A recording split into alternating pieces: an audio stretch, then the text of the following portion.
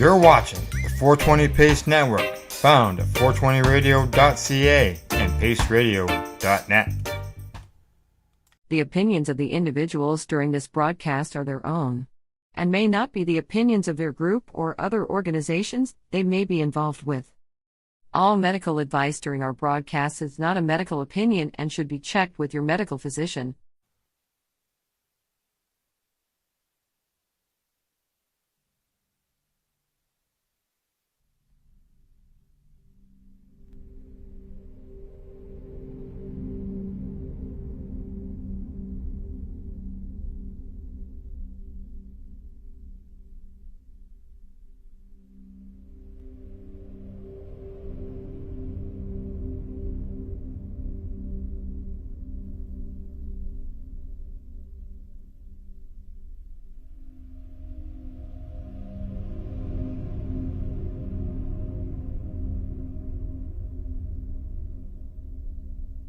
Well, people don't know how to do it, you're right. And so maybe it's useful. I mean, this is certainly tying up loose ends. I feel like this is where we really soar out toward the edge and stretch the envelope of the institution. But you must know how to do it, right? And so how you do it, in my humble opinion, but based on experience, is first of all, you take a committed dose. You don't take some namby-pamby, piddling, testing it out, toe in the water kind of dose.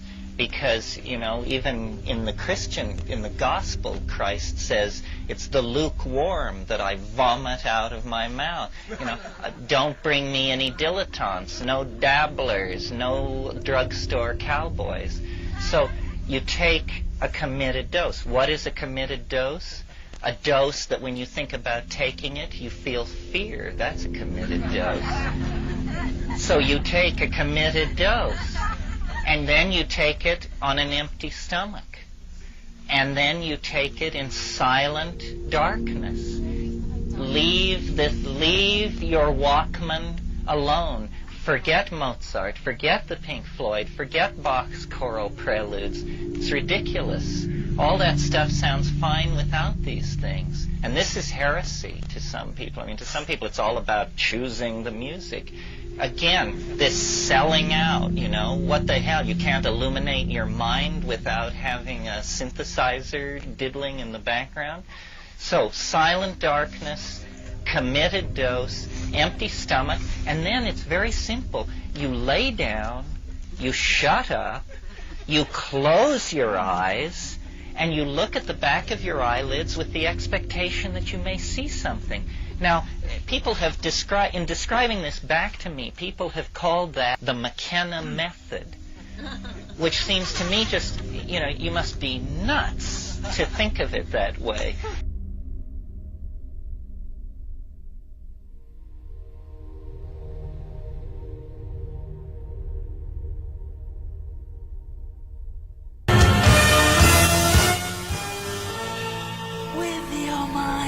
You have ability to form and transmit thought energy far beyond the norm.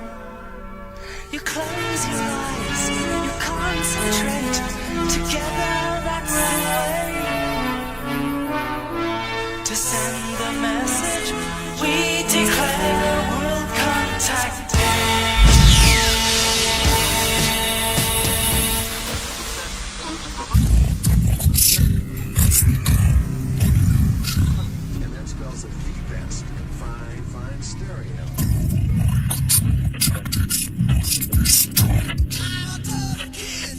Alan, Ladies and gentlemen, you having a nightmare? What if it's true? ladies and gentlemen, Alan, it's a possibility, isn't it? The very word secrecy is repugnant in a free and open society. And we are, as a people, inherently and historically opposed to secret societies, to secret oaths, and to secret proceedings. We decided long ago that the dangers of excessive and unwarranted concealment of pertinent facts far outweighed the dangers Constant, extreme danger. which are cited to justify it. Even today, there is little value in opposing the threat of a closed society by imitating its arbitrary restrictions. Even today, there is little value in ensuring the survival of our nation if our traditions do not survive with it. And there is very grave danger, Extreme danger. that an announced need for increased security This is Conspiracy Queries with Alan Hart. will be seized upon by those anxious to expand its meaning to the very limits of official censorship and concealment. That I do not intend to permit to the extent that it's in my control. You're crazy. And no officious, high or low, civilian or military, should interpret my words here tonight Lost it. as Lost to it. censor the news. You lost stifle it, Kennedy. dissent, to cover up our mistakes. Isn't the Pentagon suspicious that all the buildings would blow up? Or to withhold from the press and the public I think you're just looking at things for the first time. the facts they deserve to know. You've had your whole f***ing life to think things over. What good's a few minutes more gonna do you now? The facts they deserve to know. They deserve to know.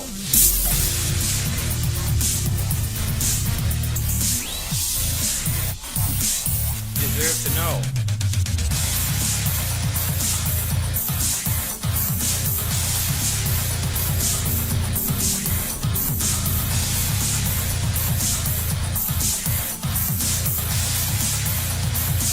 Deserve to know.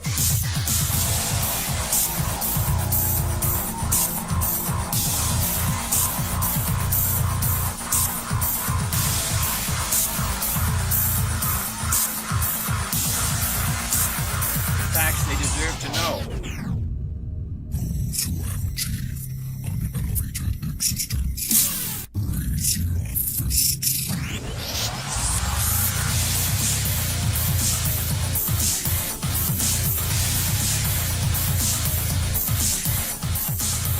Yeah.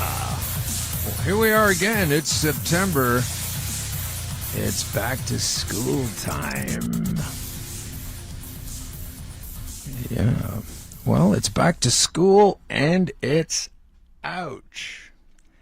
We are experiencing an end of summer kind of hangover. A lot of people talking about it here in Toronto, where this show is based. This show is Green Crush, episode number 53, folks. That's right. Conspiracy Queries number 125. Green Crush number 53. And we've got lots to talk about today because apparently the demons are still at the helm. There's no changing this. On and on.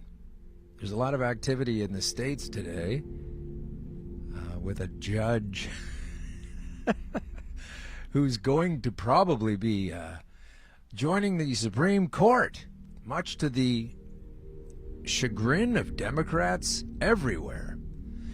Well, that's not really true, is it? When the Democrats almost immediately, Chuck Schumer and the rest, bending over as far back as they could to help push through more nominee picks by Trump than any other president. How about that? And then they're going to complain about some of the rulings later.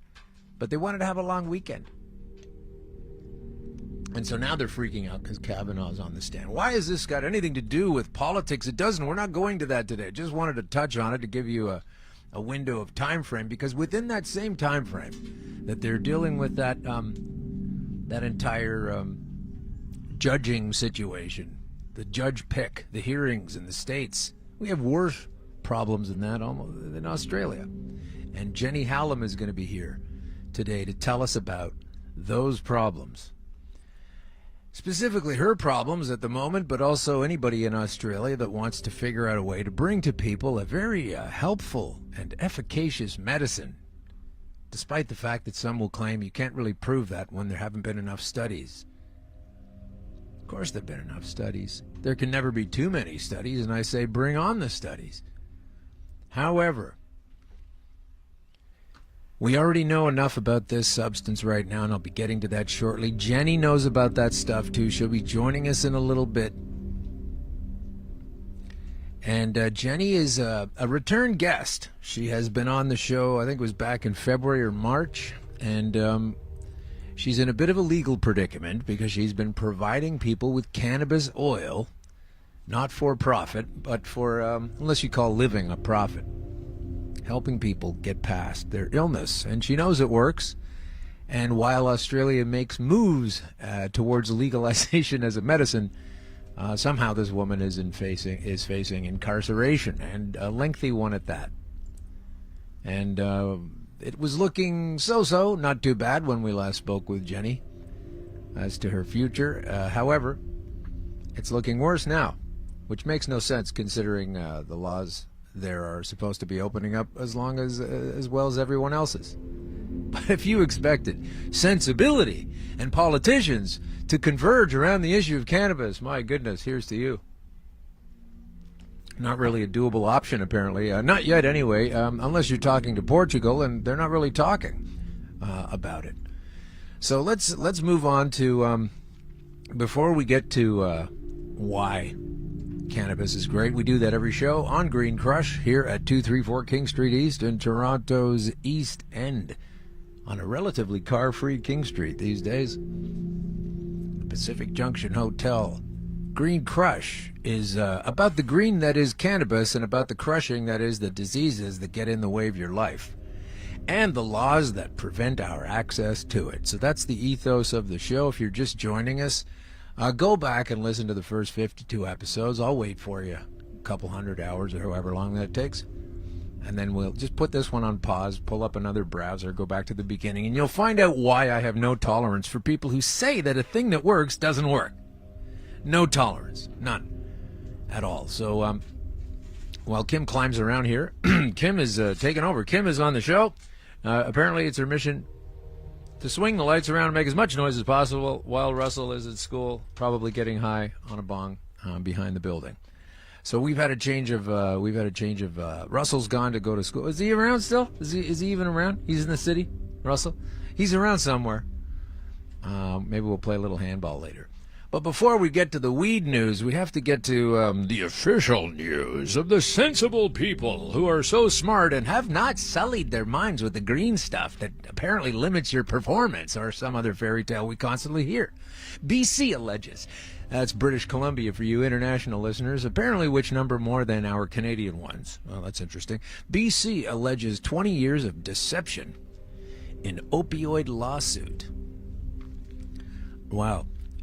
So if you can assure me I'm actually coming through both channels over there, because I'm not doing that over here. Yeah, okay.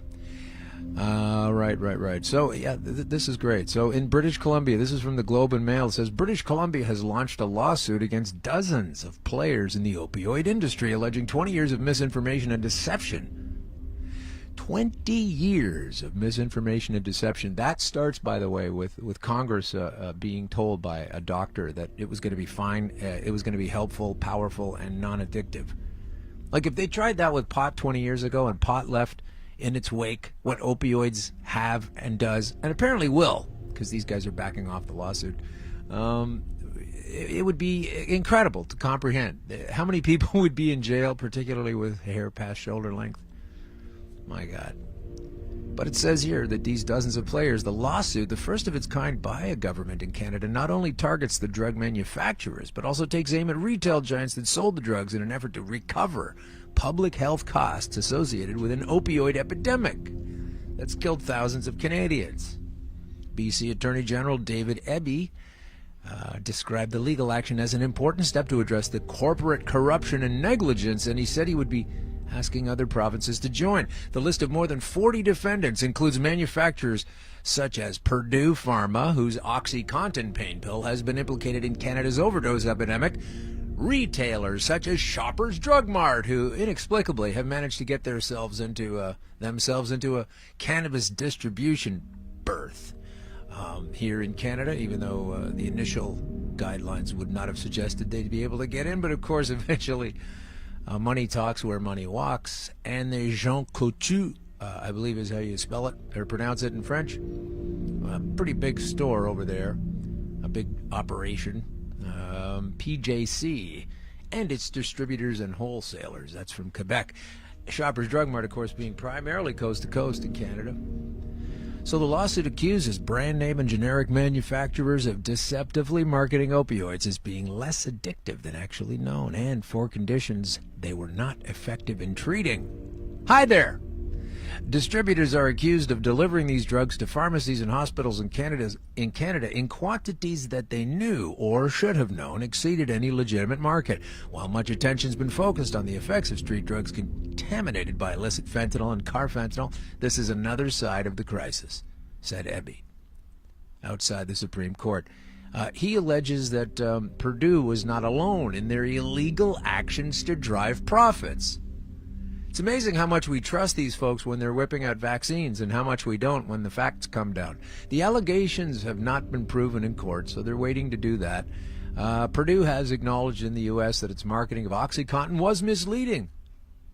And yet none of them are in prison, with the company and 3 of its top executives paying a total of $634.5 million in 2007 to settle criminal and civil charges. Purdue's Canadian operation has not made a similar admission of wrongdoing. Yeah, not a similar admission, but we have the awareness that they have. Purdue Pharma said in a statement it's deeply concerned about the opioid crisis in British Columbia and right across Canada. Isn't that nice of Purdue Pharma to say that? They just said that. That's how they pay for fucking dead people. Oh, sorry about all those dead people and all the currently addicted with this thing that we knew was going to cause that. So sorry. And yet the cops are busting dispensaries that move cannabis to people that need it. But Purdue is so sorry. I'm so sorry about all those deaths and those other uncomfortable things. But we made a lot of money, and the shareholders are pretty fucking happy right now. Deeply concerned. Oh, my goodness. Federal Health Minister Jeanette Petitpas-Taylor has been in contact, her office anyway, has been in contact with the BC government and about the legal action, and it's reviewing the claim. Among the provinces and territories, Alberta, Ontario, Manitoba, Saskatchewan, and Yukon are reviewing the matter. We went from a time when physicians, we went from a time when physicians, it wouldn't even come into their minds to prescribe an opioid. Those medications are for cancer patients. We know they're very dangerous. To a place where free samples of OxyContin are being given to people with relatively minor arthritis. You know, it's funny they talk about what about cannabis and how are we going to use this as a tool? This thing's been out 20 years. They're still not using it properly as a tool.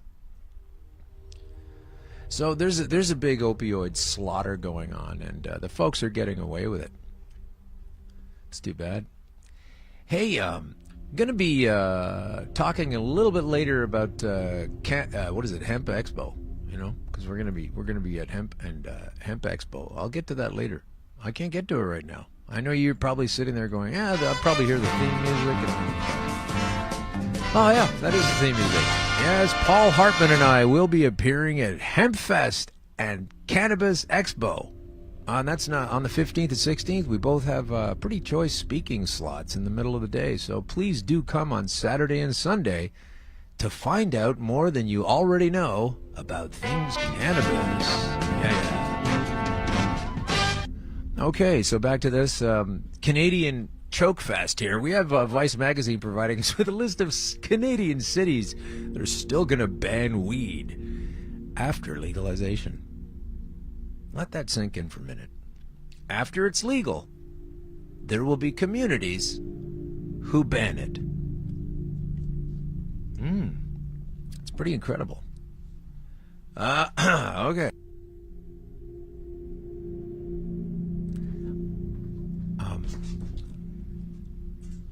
Oh, it was okay. Let's see. Oh gosh. All right. So I lost my thread there. Something happened. Something's going on in the studios here. Hang on. Okay. Who are these people? Who are these little uptight pickle towns? Pickle ass towns. So we could put this on a list of towns you don't really need to spend any time in. Green Crush Travelorama list of towns that have got a pickle up their ass. How can we do that? Banning weed after legalization. Like, do you know the word after? What that means? I mean, these folks are talking about, educating us on cannabis. They don't even know the word after. Okay, here we go. Markham, Ontario. Richmond Hill, Ontario. And Richmond in British Columbia near Vancouver. The city of North Vancouver. The incredibly powerfully rich city of West Vancouver, who, if anyone there is now listening to me, is currently snorting platinum cocaine off of a crystal dining table. Abbotsford, BC. The place that smells like the back end of a cow doesn't want the smell of weed wafting around its fair town. Tofino, as if no one... You got to look up Tofino. If you're not Canadian, Tofino. Get yourself a surfboard and a wide-angle panoramic photographic capabilities, and tell me no one there has partaken of cannabis. Come on, Tofino, get it together. Pitt Meadows, BC, and Whistler, BC. How many Canadian BC places are going to say that they don't sell pot there, and you're gonna have to use a mail system there? So there's a lot of uptight people in the world, that's for sure.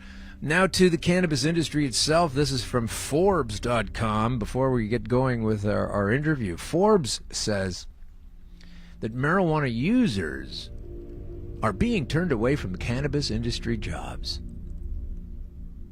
Yeah. You know how transit authorities turn away bus and train drivers with experience? No, they don't do that.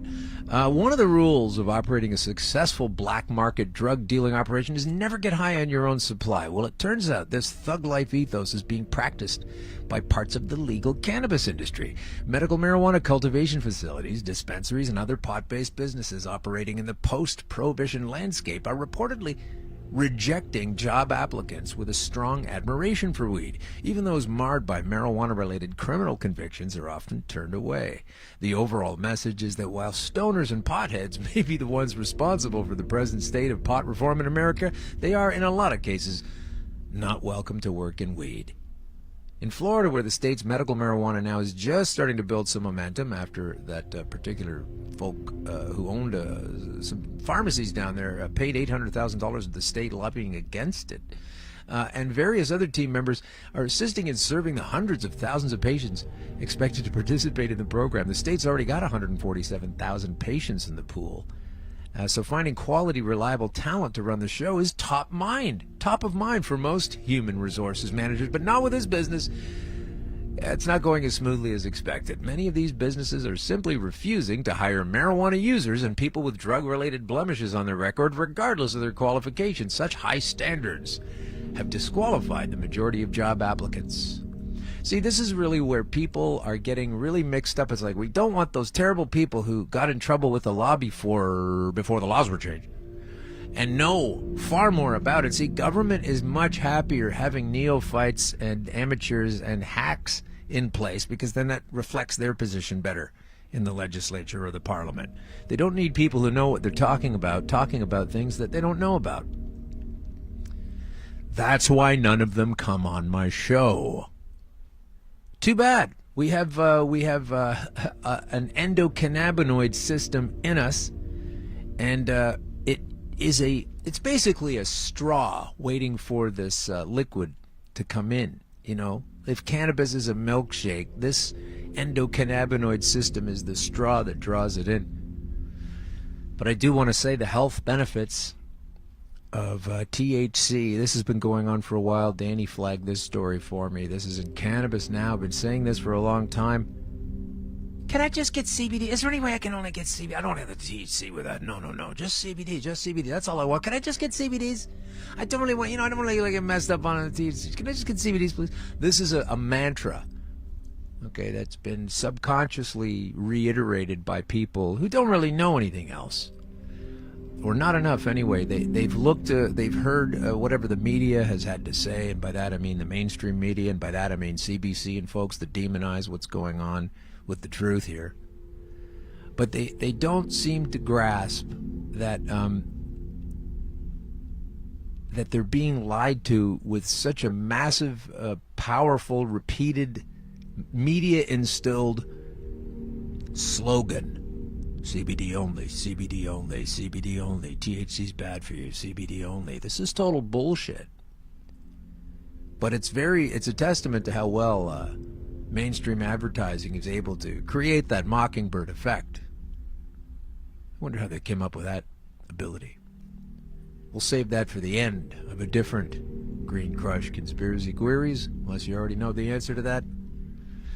But by going on and on with the same old about just can I get CBDs, is it okay CBD, they're doing that because they're trading on the notion that THC is still a bad and terrible thing. You still shouldn't have it. Now we're finally giving you an inch and not letting you take a yard by telling you it will be healthy for you to just have CBDs, but let's keep the THC away from them.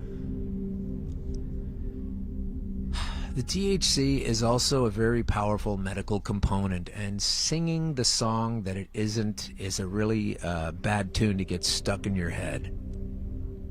And there is enough research to show that they know what they're doing when they do sing that song. They don't want people understanding how the system is a crock of shit and to find the holes in it. And the THC will also help you do that, but it's also a medical input.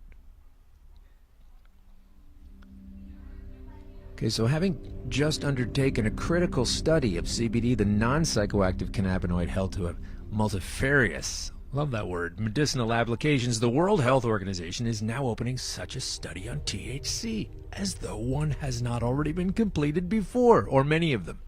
And we'll be pulling those out in subsequent weeks.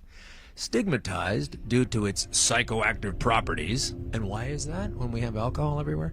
And currently in the shadow of the suddenly sexy CBD. And how did that happen? From the media indoctrination I was telling you about earlier. THC, or tetrahydrocannabinol, shows its own potential for application by the medical industry. So check that article out, cannabisnow.com.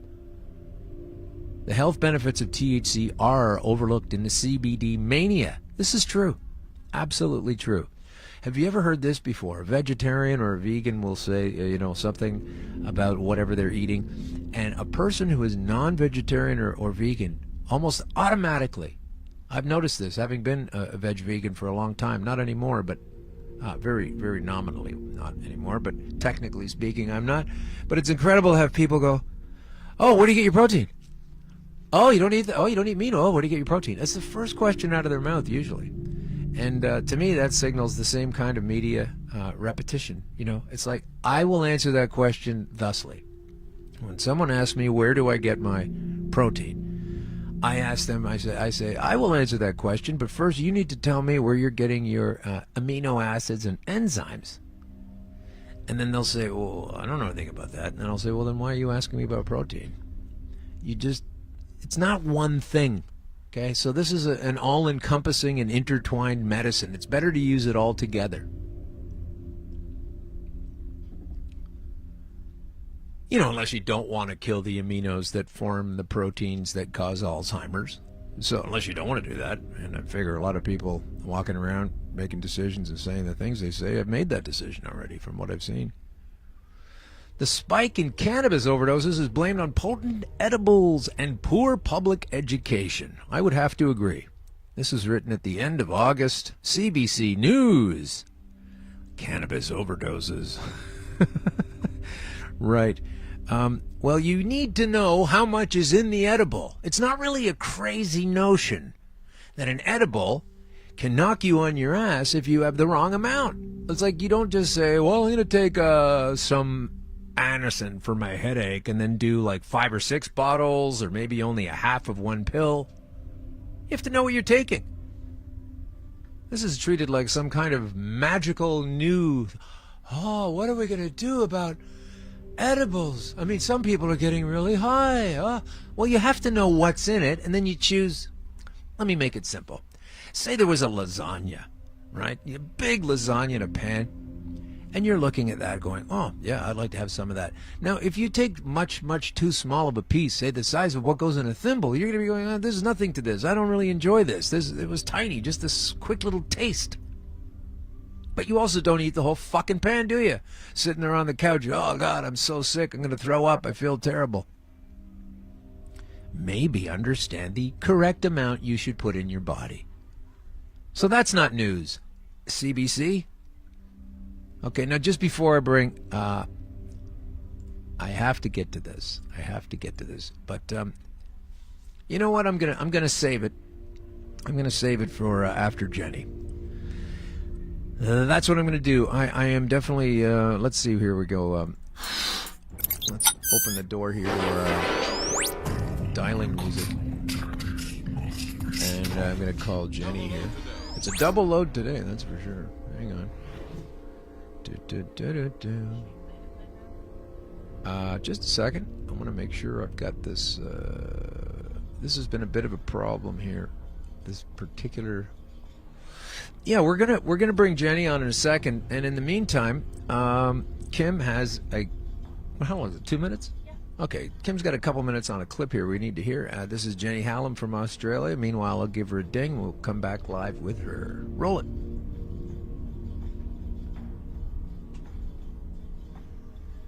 Here it comes. Here comes that clip. Do you hear it? Because I don't hear it. Doesn't look like we're hearing any kind of clip, so I'm just going to call Jenny and let's see. We get a ring on this thing. There we go. Come on. Not sure what's going on here. Can't seem to hear a thing right now.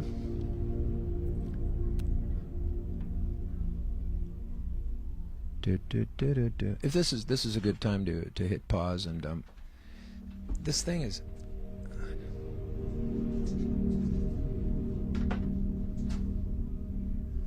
Well, here's the thing. We're running live here. Are you there, Jenny? I can hear you. Oh, great. Finally, we're having some technical troubles today for 11,000 different reasons, but how are you? We just had a clip we were going to play, and that didn't work, and then you weren't there, and I don't know what's going on. We don't rehearse this. So, do we have the clip? Are we going to do that? Just tell me yes or no, kill it or let it live. No, okay, forget the clip. You were in it, though. It was wonderful. Tell us all about it. Jenny, I left you in a relatively safe position last year. And now yes. you tell me now you're in more trouble. What's going on? I'm just going to adjust your volume. Say, what is going on? Like, okay, let's take the folks back to where we were this year. I think I spoke to you February or March. And yes, it was February. Yes, February. On the and chance at the time, on the chance that we have a few people that might not have heard your saga or gone back to that episode. Like before we get to where we're at today, and thanks for coming on again. By the way, tell the folks, the beginning. Just a brief retell of how we met you in the first place, what you were in trouble for, so to speak, back then, where they left you, and then what's been going on since. Bring us up to date. Okay, well, I'm a cannabis user myself. I use it medicinally. I have an injury myself. I have a 6 out of 10 resting pain level from a few car accidents, and so I was needing to use it myself. I started to make the oil, and then I started to help other people, and it got to the point where I was helping quite a lot of people, about 200 people over Australia, and I was doing it all for free. I wasn't charging anybody. I was giving it away for free, but unfortunately, I was raided by police and subsequently charged. And now I'm facing, well, at the time that I spoke to you the last time, I was facing 9 years jail for the production or the manufacture of cannabis oil and possession and supply of cannabis oil to other people. So I had those charges at the beginning of this year, and so that's where we stood the last time. Okay, well, what is their beef? Like they're charging you with what exactly? So it is still illegal to manufacture cannabis oil and to supply it or possess it. So even though medicinal cannabis is legal in the country, it is only legal to have the legal versions of it, and you need to be prescribed from a doctor to get that. So the black market products are still highly illegal, and the people that make those products, we are highly sought after. Basically, I'm still considered equal to ice manufacturers, meth manufacturers, those sort of that level of drugs. That's how I'm being treated. The penalties are pretty much the same penalties. Wow. And when you had your medical condition that caused you to start using medical cannabis, what kinds of things did it help remedy for you? Well, I've got, like I said, body-wide chronic pain and nerve damage. I was in pain I've been in pain for now 25 years. I was only 20 years old when I had my first car accident. I've had 6. None of them are my fault. I'm not a bad driver.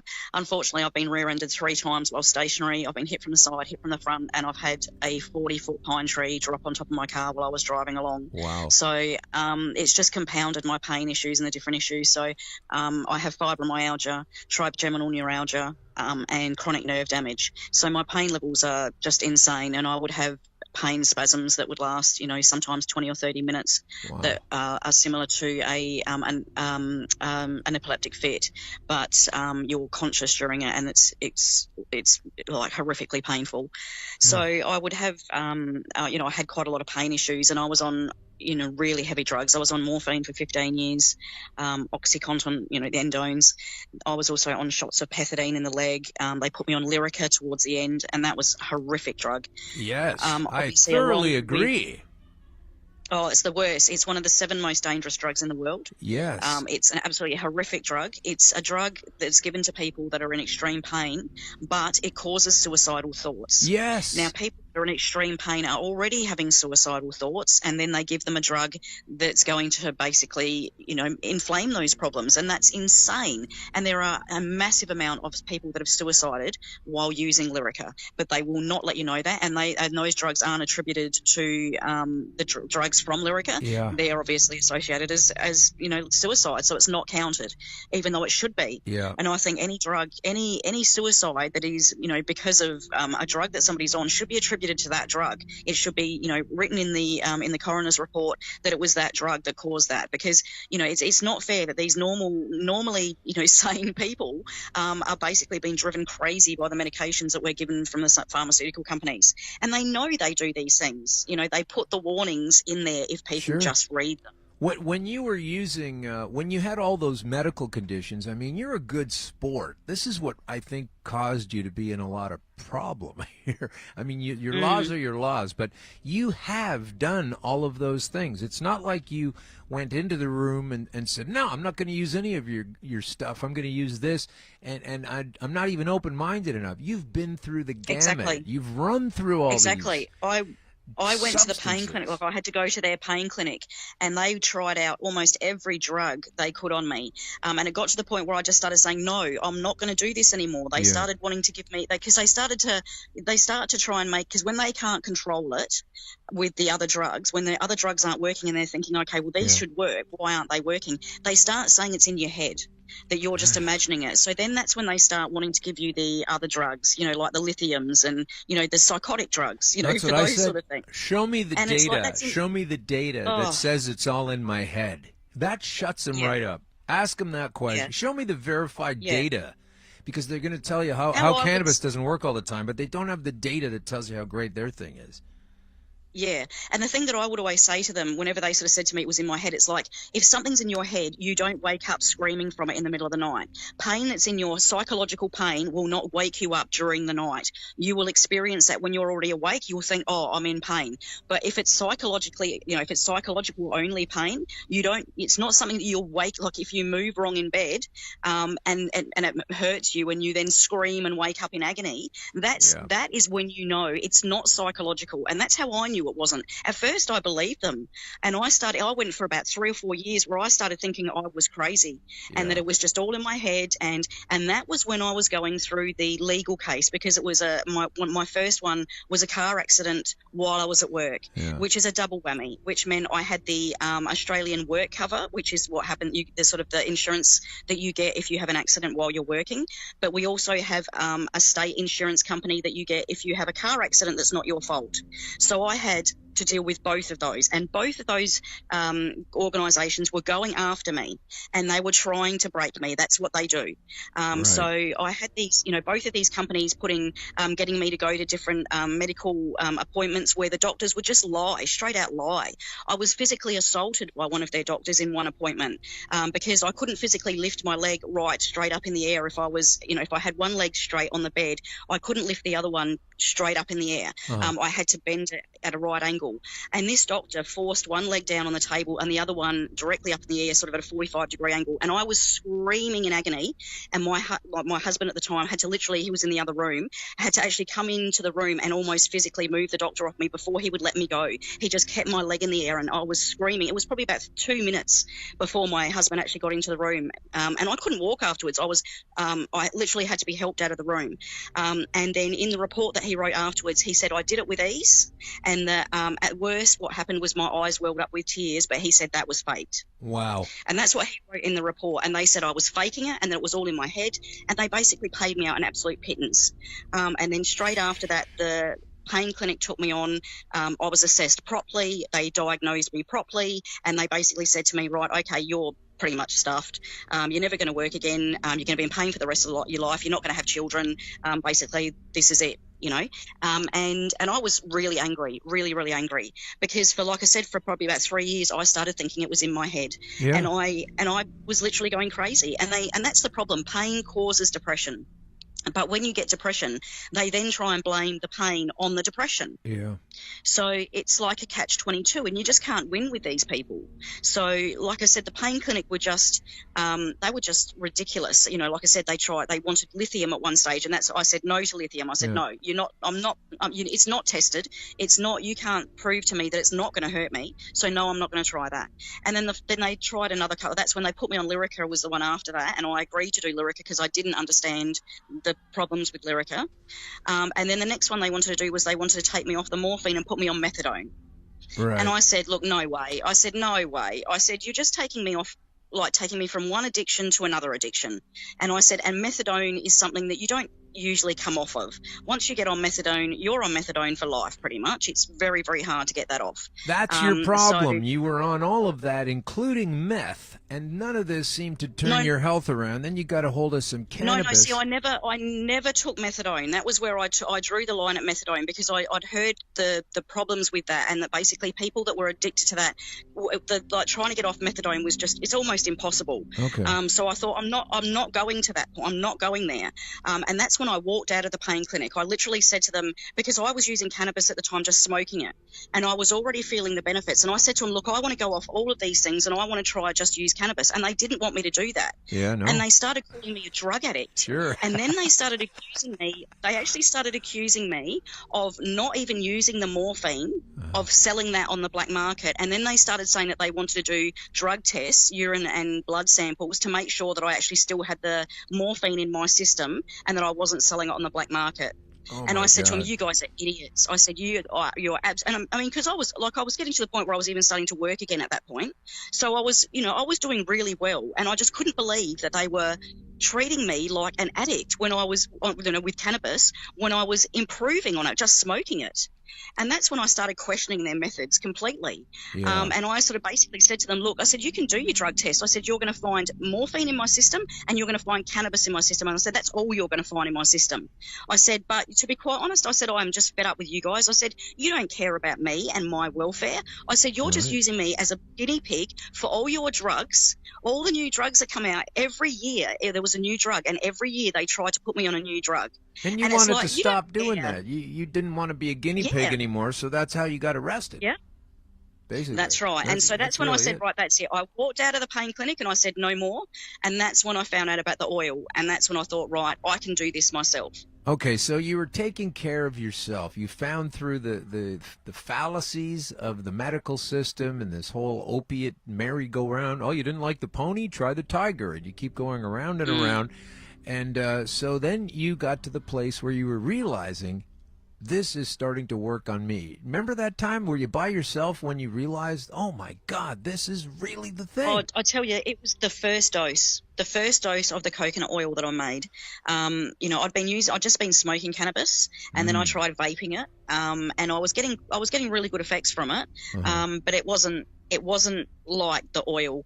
And literally the first dose of the coconut oil that I took, I cried. I cried. I sat there and I sobbed. And it's the same reaction I got from everyone I was helping. I got exactly the same reaction. People would ring me up after that first dose and go, oh my God, I don't believe this. I don't, you told me, but wow. I never thought it would be like this. And I sat there and cried, because I thought this is what it's supposed to be like. God. Because it was nothing like the opiates. It took the pain away in a way that the opiates never did. It didn't. And this is the thing I try and get across to people with pain as well. You can't take it all away. It's not good to take it all away. We need to feel just a little bit of that pain, so we know where our limits are. Well, that's Otherwise, what it's we for, do silly things. right? That's basically what it's supposed to be, is a signaling system to the body to draw your attention to the main problem and then figure it out from there. But it's not supposed to be debilitating. Exactly. You're not supposed to suffer from it. And that's what cannabis does. It helps, it sort of gets you to that level where you can still feel the triggers, you can still feel those signals when it's giving it to you, but it takes away the suffering. And I just couldn't believe it. It was like it was that perfect spot. It was that perfect place where I could still do things, but I got the signals when I was starting to do too much so that I could then stop. And so I wasn't overdoing it anymore. And I was it just, like I said, it changed my life in a way that I never thought it could. And then it helped not just the pain, it helped with depression, because the coconut oil is amazing for depression and anxiety. So it took away my depression and anxiety. Tell me a little bit. Let's take a little side road with this coconut aspect. I really don't know much about that. Tell me how you... Well, coconut oil is already an amazing substance by itself. But when you put it with cannabis, it's almost like there's this magical reaction. It just is incredible. And so it's already by itself, coconut oil is an anti-inflammatory. So it's an antispasmodic.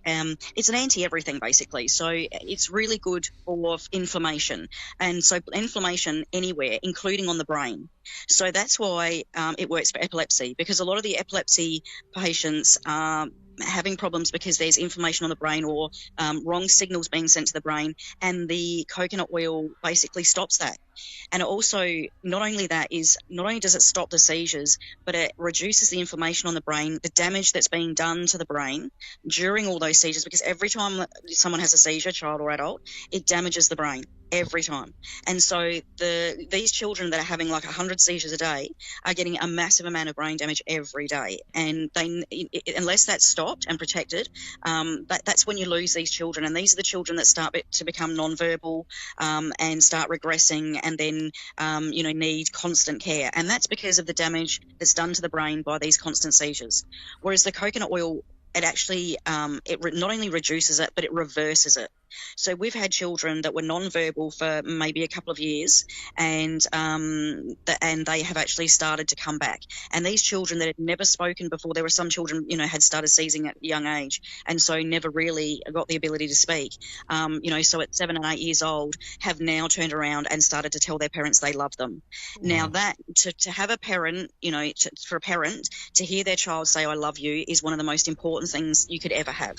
And so these parents, will ring me up and they will be crying their eyes out and, thanking me. And, and this is why we do this. It's, we're trying to get these, not only save the kids' lives, but bring them back, try and fix some of the damage that's done. It's not just about saving their lives. It's about giving people a quality of life. And this is what it does. This is what it does. And the coconut oil, like I said, it's amazing. And I've just seen a little comment come up that says they say coconut oil is poison. That is not true. I was going to say there was recently everyone because what happened was the canola oil companies, because canola oil is dangerous. It is extremely dangerous. So the canola oil companies just recently funded a study that they put out that basically says coconut oil is poison, because they know everyone is using coconut oil. So please don't believe that. Coconut oil is not dangerous. If you get the right one, it's a proper good virgin organic coconut oil is not dangerous. It is extremely good, and it's just like any sort of other good oil. If you use too much of it, obviously it's not good for you. But used in moderation, just like any other substance, there is nothing wrong with it. You just have to look at the people that live in the Pacific Islands. Now, before Western medicine or before Western cultures reached them, they were one of the most healthiest people on the planet, on the face of the planet. And that was because of their use of coconut and coconut oil. Well, maybe we should arrest them then. Maybe what we need to do is arrest those people. If they're going to be healthy on a cheap plant, there must be some kind of law system where we can round them all up and put them into a pen somewhere and impinge on their freedom. I mean, why should they be immune from that kind of hostile reaction from our level-headed thinking rulers? Huh? Exactly. It's just incredible. And like Yeah, and there's another misconception as well, because coconut oil, anybody with blood type O can have reactions to coconut oil, and this is another thing that people don't realise. So people with blood type O can sometimes react to coconut oil. They sometimes get stomach problems, stomach pains, but also the burps and farts and things like that. So it's one of those things. So some people might have a reaction to coconut oil, and that's basically only because of their blood type, and it's basically they're just allergic to it. Well, I'm type O blood, and I'm okay with it. It doesn't seem to bother me. At least I was burping and farting well before my first round of coconut oil, so I'm not going to blame that. So yeah, but like I said, the best results I've had are when I use the coconut oil and the FECO together. That's when I just get, I've just had almost miraculous results. That's where, brain tumours that have gone within, a matter of a few months, and leukemias, blood cancers, in remission within, I had one in a matter of, I think, 3.5 weeks, we had a leukemia in remission. And that's, when you use these things in combination, but it's also about smart dosing as well, and knowing your carrier oils and what they're used for, like knowing that that your olive oil is going to get to your bloods and your lymph systems, and that your coconut oil is going to get into your organs, and dosing accordingly. And that's the thing, it's being smart about how you dose. What is your good question, good point, lead in for this question that I already had teed up, but what's your dosage? Do you do 1-to-1 with the coconut oil and FECO oil, or how do you do it? It really depends on conditions. So it depends on every condition as to how I dose. And that's because over the years, doing different conditions, I've realised that, just like every person is different, every condition is different. And so you need to treat it accordingly. Yeah. So your cancers, I do the 1-to-1. If I'm doing a suppository, it'll be a 1-to-1 FECO to coconut oil. So 1 gram, obviously you've got to get the people up to it, but, at their optimal dose, they'll be having 1 gram of FECO and 1 gram of coconut oil as a suppository, but they'll also be having an oral dose as well. So I basically joke around to people that you're going to be getting it basically up both ends. It's going to be going up and down. So, and that way yeah, sorry, go on. That's okay. I wanted you to finish, but I thought you were, so I had another question about not just your illness, it was something else, but I wanted to ask, so you were able to get on top of your own medical problems first, right? You understood this worked. I never started helping anybody else until I had helped myself first. Okay. And I'd practiced on not only myself, but on I've got animals. So I had a sick dog and different people around me, like different really close family and friends that used it. So before I ever tried helping anybody else, I'd already practiced quite a lot. Yeah. So, and we'll get to some stories about your animals later, but we're getting to that. Okay. So some unfortunate stories about your animals, but you found that it helped them. So you tried it with yourself, you tried it with these animals that you have, and then later, this is what really got people, angry at you, is you started helping other folks, right? Like other people who are ill. So aside from all the things that we've heard you were able to remedy and do for yourself and your own, series, 2 decades of pain that you've been sort of pushing down, tell us about some of the other conditions. Just like give us a menu of items of other illnesses or problems that you've helped other people with down there in Australia. Okay, well, there's been cancers, and lots of different cancers. So there's been brain tumours, breast cancers, pancreatic cancers, obviously blood cancers like leukemias. So lots of different cancers and tumours. Then we have the stomach disorders like the Crohn's, the IBS, and then the COPDs, all of those ones. Then we have the autoimmune diseases like the stiff person syndrome, which is extremely hard to treat, and the Ehlers-Danlos syndrome. It's a thing called stiff person syndrome. It's an extremely painful and also near fatal condition. It has the spasms like I was explaining before, the pain spasms, but they last sometimes up to 2 hours. It's they describe it as like having a taser held against your spine. So it's like having an epileptic fit, but you're basically conscious during the whole thing and in an extreme amount of pain. And your blood pressure and your temperature and everything rise to dangerous levels during these things. So you can actually die during these things. So one guy that I was helping is a guy named Ben Oakley, and he has a Facebook page called Roll On Ben Oakley.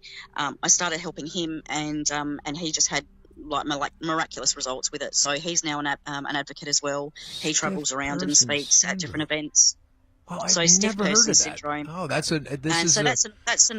Yeah, so it's another autoimmune disease. So, and then, like I said, there was Ehlers-Danlos syndrome as well. That was one that a lot of people were having a lot of trouble treating, and we did that with just the coconut oil. Both of those conditions were just with the coconut oil. That's not FECO. That is just the coconut oil, and that's the one that you can just make with a slow cooker on your kitchen bench in 24 hours. It's no chemicals. It's easy as anything, and it's saving people's lives. Right on. So that was the autoimmune diseases, like your MS, Parkinson's, all of those ones. Then there was the epilepsies, so there were lots of different types of epilepsies and lots of different ages. And then there were the pain conditions, so your fibromyalgias and your trigeminal neuralgias. Trigeminal neuralgia is very hard to treat, and so I did struggle a bit with the trigeminal. You had to have high doses of FECO for that. But I've also found out since then, if you get the right strain, which is, from what I hear, the Charlotte's Web strain, is one of the best ones for trigeminal neuralgia. So if you get a strain specific to that, it's good. So there were just a massive amount of conditions. Like, it was almost everything. Then there were the skin, and then the skin ones as well. That's right. Also the rub on, we would use the coconut oil and just rub it on the skin, and that would fix all of the eczemas and all those sort of things. Wow. And then we had the sleep disorders as well, the ones that I can't remember the name of it, I've gone blank, but there's a sleep disorder, and it was horrific. These people would have these like screaming nightmares as they went to sleep and as they woke up. And so it made them not want to sleep. They didn't want to fall asleep because it was like this horrific experience. So just imagine the worst nightmares you could have, and you would do that every time you fell asleep and woke up. So it wasn't nice, and it completely got rid of all of those. So it was, like I said, it was just helping everything. And so every time I would help something different, I would think, wow, this is incredible. And every time it helped one group of diseases, I realised it would help all of those. So, once it helped one autoimmune disease, I realised it would help all the others as well. Wow, that is truly amazing. I have to say that if you are suffering from any of those particular medical diseases or stage 4 cancer, have you tried cannabis? Ask your doctor if avoiding opioids is for you. Right? I mean, this is incredible how powerful it is, but let's get us now from the time of yourself getting arrested. How did that happen? Did someone you were helping tell a family member who, as often is the case with family members, are interfering and negative in your proceeding forward, or was there some other kind of ratting you out, or how did you get it nailed in the first place? There's lots of rumours. You know what the cannabis communities are like. There are a lot of rumours. There were a few people that didn't like me at the time that were arrested a couple of weeks before I was. So there's talk that person named me. There's talk. There's a lot of different rumours of how it might have happened, but either way, it happened. And so, like I said, the police came on the 4th of January 2017 last year and raided my house, and they got to the door, and before I even let them in, I said to them, look, I said, I said, there's cannabis and cannabis oil on the premises. I said, it's here. I'm giving it to people that are sick and dying, and anything you take today could result in somebody's death. And they came in and they took the oil that was here, and it did indeed result in people's death. Wow. And they put you in handcuffs and off you went? No, they didn't put me in handcuffs. They didn't arrest me that day. They just seized everything. And it was, I must admit, now that I look back now, how you say you look back and laugh. I must admit, I do have to laugh now. They actually came in with 2 patrol cars, and they filled up the boot of those 2 cars, and then they had to call a paddy wagon, and they filled up the back of the paddy wagon as well. Wow. And they still didn't get everything. I'll just say that. I won't say more to Good for you. So then you were, I'm just catching up, but this is also leading us to where we are now, because this is very frightening. At the same time, remember, folks, while you're listening to this is all unfolding around the world in various different vicinities. We just don't have all of them on the show, but there are other people doing the same thing where they find that they've been helped with this medicine. I am one of those people. And they find that they can help other people by accessing this medicine, and I am also one of those same people. So I'm there's not just myself and you doing this. There's a lot of people doing this. Then you have the legalities, as complicated as they are, still tipping towards access and legalization, still tipping in that direction, although we're not anywhere near close enough to it yet. And still, you're going to get arrested and face, a massive shutdown of your liberties for bringing forth this medicine for so many people. It's just astounding to me. I can't believe it. But so tell us what happened in the courtroom last time. Just a brief catch up of what happened and where they left you. And you've been free for a while, but now things have turned to the worse. Apparently, what's going on? Yeah, a lot has happened since we spoke last. I was never arrested and never put in jail, so I haven't actually spent time in jail yet. But I'm on bail at the moment, and if they come back now, then I will go to jail. So if I'm arrested again. But since we spoke last, at our last interview, my charges were 9 years. So it was the charges for the cannabis oil. So it was manufacture of cannabis oil and possession and supply of cannabis oil. Since we spoke last, because I'm pleading guilty and I don't think they're very happy with me, they actually doubled my charges. So now they have laid another whole set of charges, the same charges, but for cannabis resin as well. So what they did was they tested the oil that was in syringes ready to be sent out as cannabis oil, and they tested the oil that was still left in the bottom of the pan that I had cooked it out in as cannabis resin, and they are trying to charge me separately. So basically they're charging me twice for the same offence. Resin? Resin. That's the double whammy. Yeah, so now it's 18 years, so 2 lots of 9. So now it's 18 years. And then because I still didn't want to plead guilty, since then I've also had more issues and my legal aid funding was withdrawn. Right. So they took away the legal aid to fund the lawyers. So then they basically said if I wanted to continue with a not guilty plea, I would have to fund it myself. So since then I've had to try and come up with the funding. I think I misheard you at the beginning. I thought you said that you had pled guilty and they were not happy about that. No, sorry, I pled not guilty and they weren't happy. So because I'm pleading not guilty, they're not really thrilled with me. They want me to plead guilty and they're really pressuring me to do that. So, they're not happy that I'm not being cooperative, put it that way. So that's when they decided to double everything up. Yeah. With it. Yeah. Unbelievable. And double everything up and take away the legal aid so that they knew that. Yeah, because they probably hoped that there would be no way I would be able to fund it myself. And who are you going to get to help you now? You've had your legal funds cut off, your legal help, your whatever it's called, your public defender. I've called out to my supporters in the public and I've asked for help to basically crowdfunding to be able to support it. Well, listen, let's tell the folks now, right now, where they can find that. Anybody listening, we'll just put a little sting right in the middle of the show here, and how about that? Let's get you to. Where is Jenny's? Okay, well, I just have a PayPal account that I'm putting it into. We were using the first lot of money that we raised. We did through one of the crowdfunding things, and they ended up taking so much in fees that we were getting a bit annoyed. So we decided just to say put the deposit the money just straight into the PayPal account, and that way we don't lose as much fees.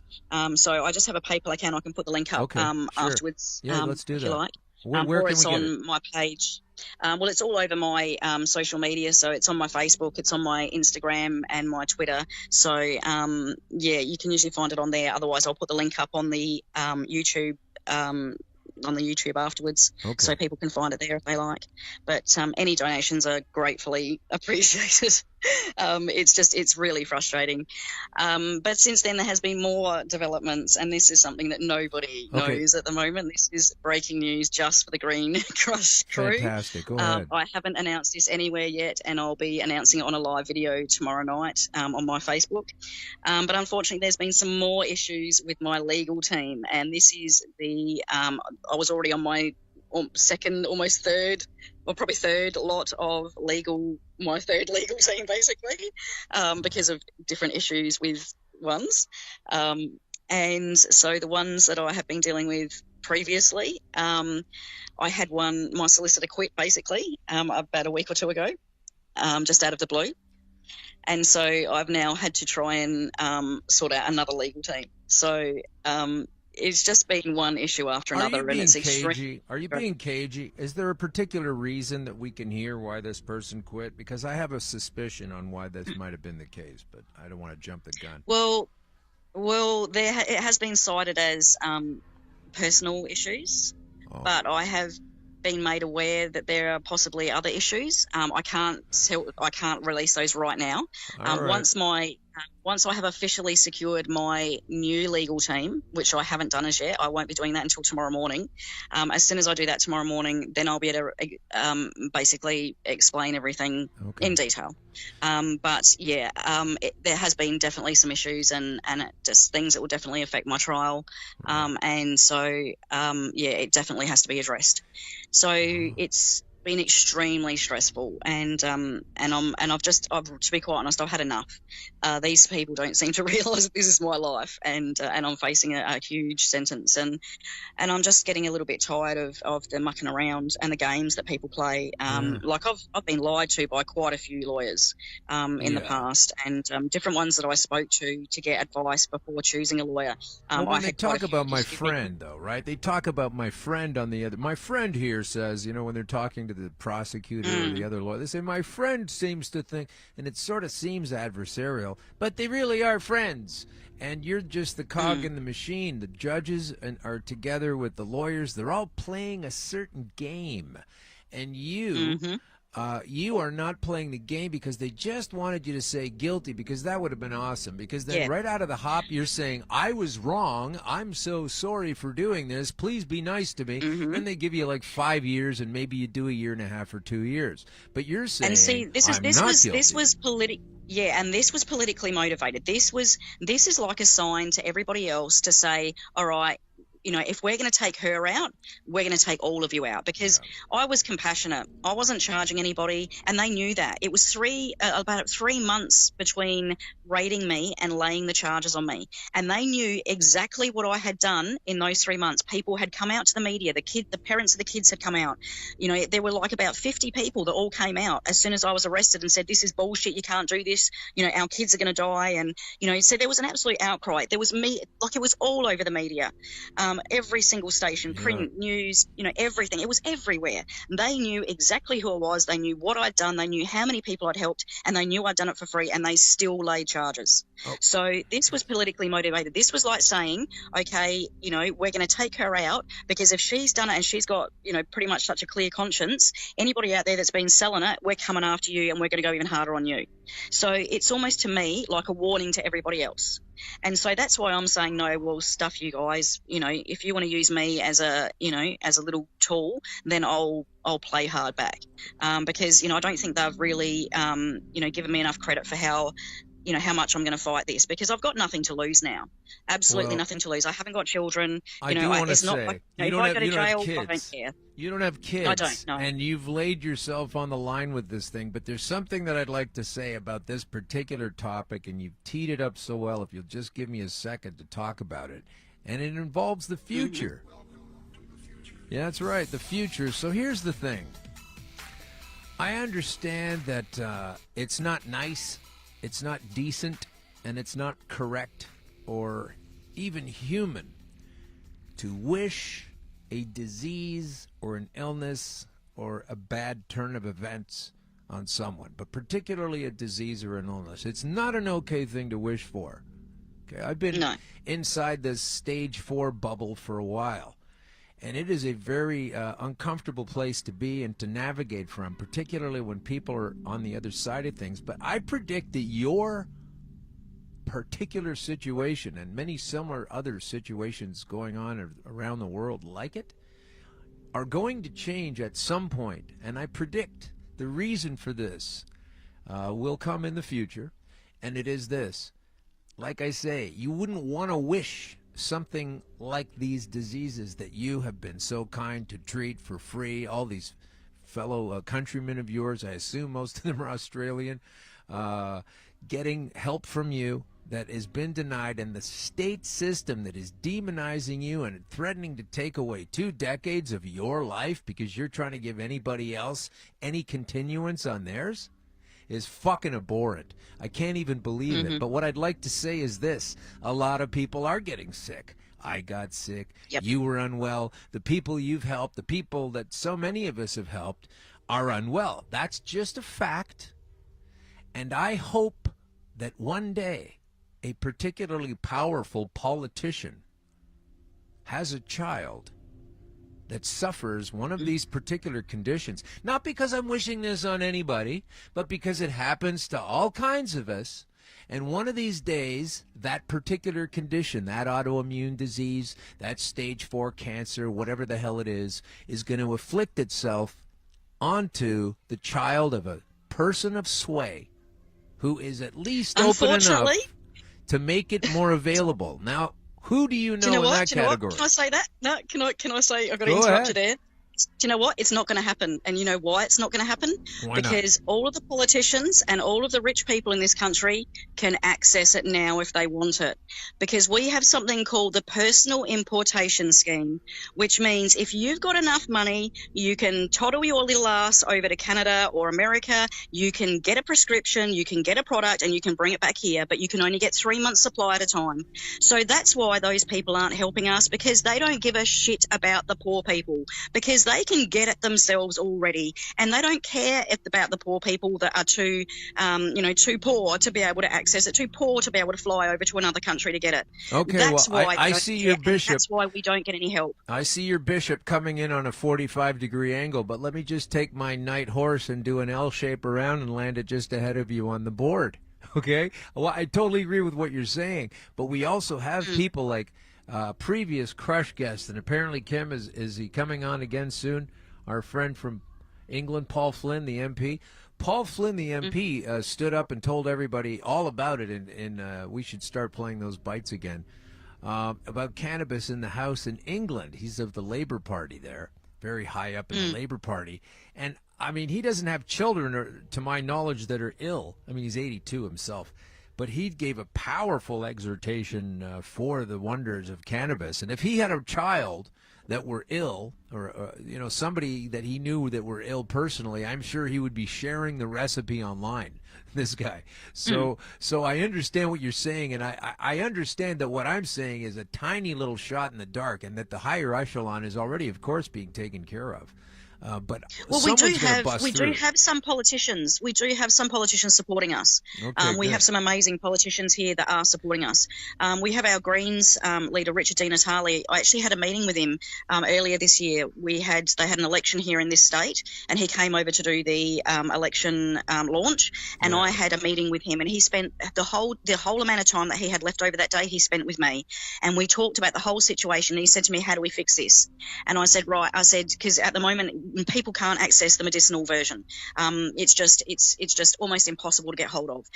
There's still the process you have to go to get authorization is just ridiculous. And so there's, I think, less than 1,000 people still in Australia that have been able to access it legally, and that is insane.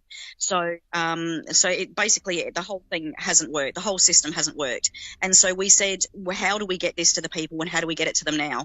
And I said to him, we need to just legalize it recreationally. Because that way, if we have dispensaries, people could just go to a dispensary. They can get their own products like they're already doing on the black market. They can treat themselves like they're already doing, and they don't have to worry about stuffing around getting a prescription and worrying if their condition is covered. And I said, that's how we do it. And he agreed. And so he is now supporting the legalization of recreational cannabis across the country. Wow. We also have the Liberal Democrats that are supporting recreational cannabis across the country. We have another couple of little parties that sort of do the mock support, but a lot of it is more for attention than anything else. But the main parties, because we have two main parties, Liberal and Labor, we still just can't get anything decent out of them. Wow. It just seems to be that too many. What we think is too many of these politicians have links to pharmaceutical companies, and they have too much to lose, and I think they're holding it back. Our former Prime Minister, Malcolm Turnbull, who has just been kicked out, has family ties to several pharmaceutical companies that not only make the GW Pharma that makes Epidiolex and those ones. So he has a financial interest in the only products that are available at the moment in Australia. But he also has a financial interest in the companies that will lose money if cannabis comes in these countries, and the other cancer drugs that are sold. And, so he has conflict of interest in all of this. And so we honestly believe he was part of the problem. He was holding this back so that he could basically benefit financially himself from it all. And so that's partly where some of our struggles have been. He's now been outed, but we don't know whether or not we're going to have any more luck than we did when he was in now. So, you know, it's just been set in motion. What he did, they basically legalised it federally. Medicinal cannabis was legalised federally in November of 2016.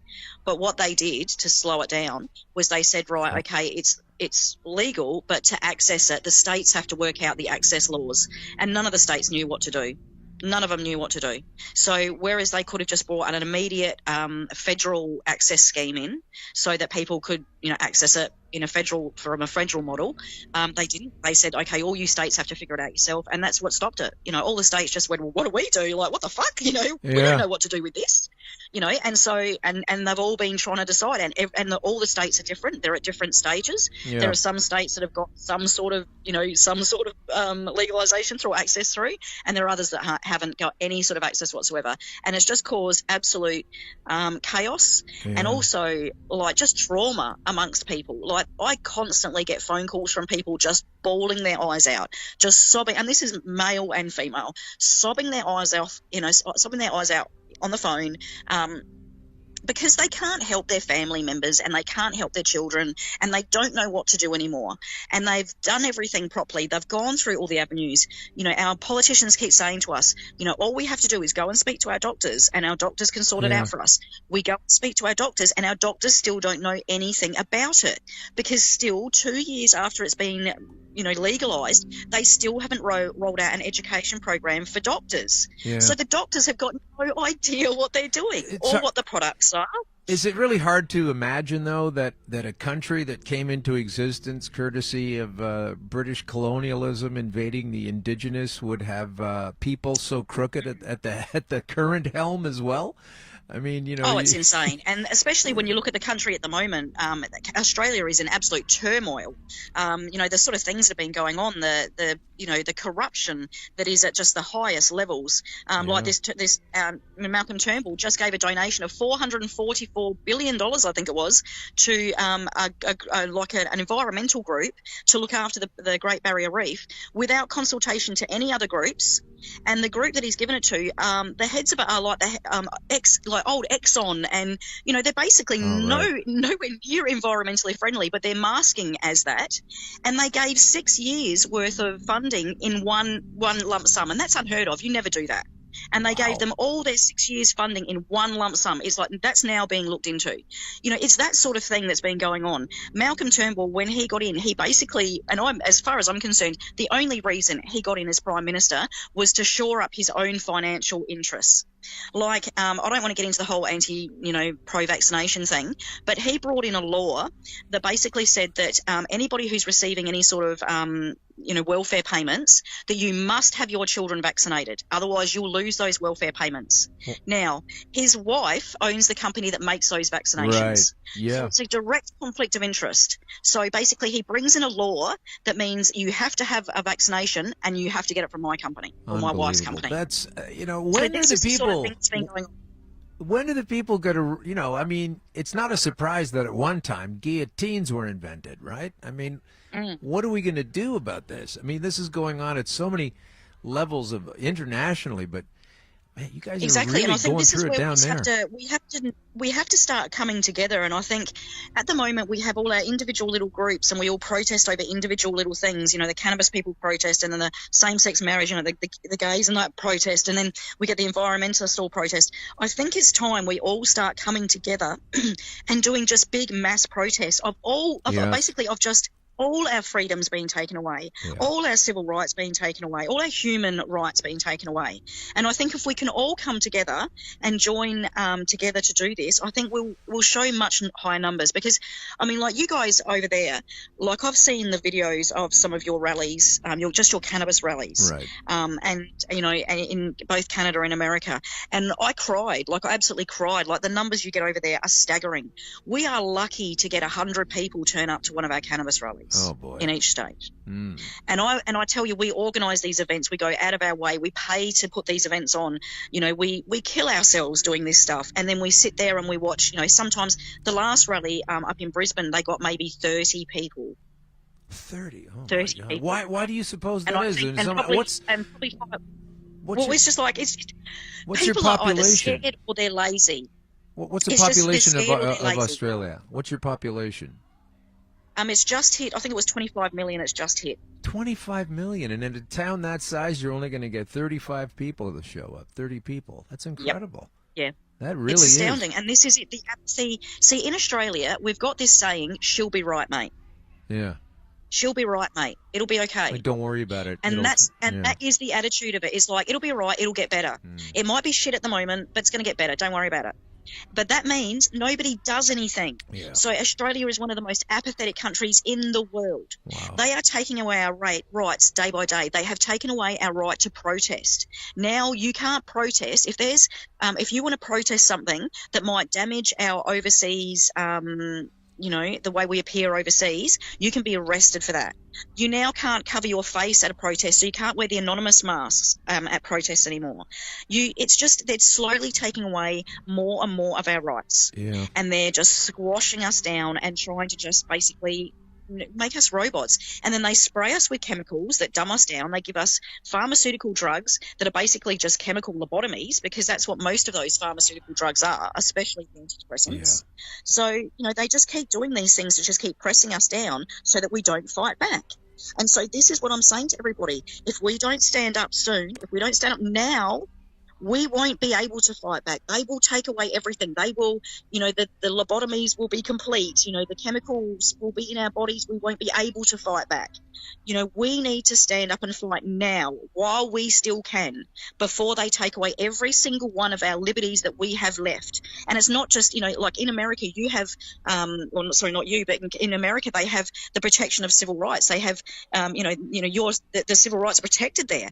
We don't have that here in Australia, and I'm not sure about you guys in Canada, but I don't think you probably do either. No, we have a constitution. Yeah, we're closer to your system than the American system. Yeah, our constitution does not protect us. It does not protect us. And so we need basically they treat these countries more like, especially the Commonwealth countries, as you would know, they treat them more like corporations than they do. Well, they are. Actual they countries. Are though. That's the thing. They've registered them. Yeah, they are corporations. And so That's the problem. This is why we have to do something now, because they're going to take away every little bit of freedom that we have. Well, we're doing the best we we're just can, gonna get Jenny. sicker. Jenny, we're doing the best we can here, and We are. I feel so connected to you. Like we're if if you're looking at a poster of the world, we're up in the top left corner, and we've got this arrow, this line going down to the bottom right, connecting up with you, and we've got listeners around the world, and so do a lot of other fine cannabis themed shows and rights themed shows. And it's stories like yours. I mean, you're so impassioned telling us about all of these things going on. But let's remember, the reason you're on this show in the first place is because we were just so alarmed that you were facing any kind of penalty, and now they've doubled it.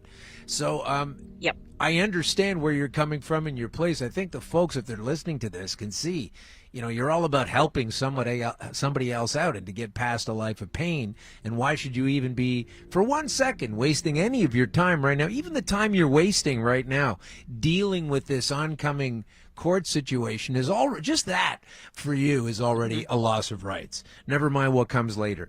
But while you've been waiting it out, we were talking about your animals earlier and how you were helping your animals with this cannabis oil as well, and probably with the coconut mixture as well with that, and different ratios for different reasons.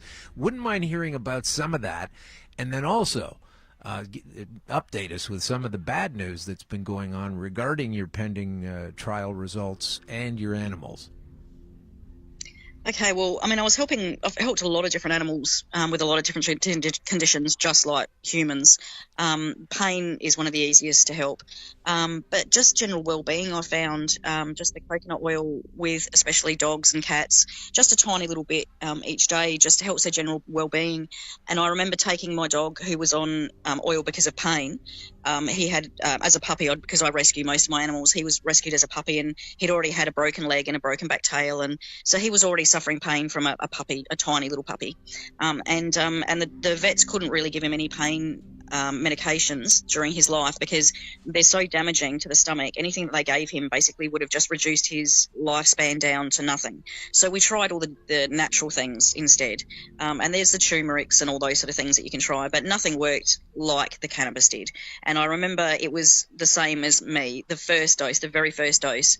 I remember putting a little bit in his food, and and it usually takes between 20 and 40 minutes for it to kick in. So within about half an hour, he just looked at me.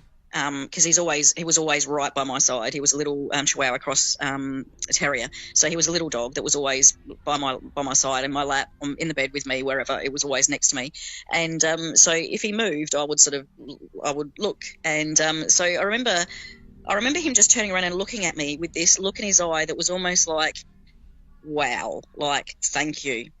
You know, it was like an expression I hadn't seen, because there's always been like, you know, someone's, when they're in pain, they have this little frown. There's this little frown that Even they carry, when they're smiling. and I have it. Yeah, and I have these two little lines above my eyes, and that's my little signal for when I'm not well. And so people that know me very well will know that as soon as those lines start deepening, that's when my pain is increasing and I'm not well. And so anybody who knows me well, if they see those two lines, they know it's time to get me somewhere quiet and resting. So we have these little things, and so he didn't have the frown. The frown had gone, and he just kept staring at me. He just, you know, it would normally just crash out and not worry, but he was just staring at me. And I thought, what is wrong with you?